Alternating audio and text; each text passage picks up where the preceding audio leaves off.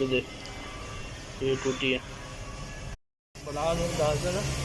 अब वेख ले भाई, दोनों नवियां पै गई ने। ये भी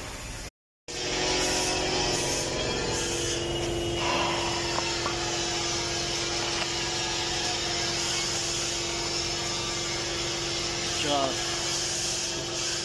पाँच नीचे के बुश बुश चेंज ब्रोकन।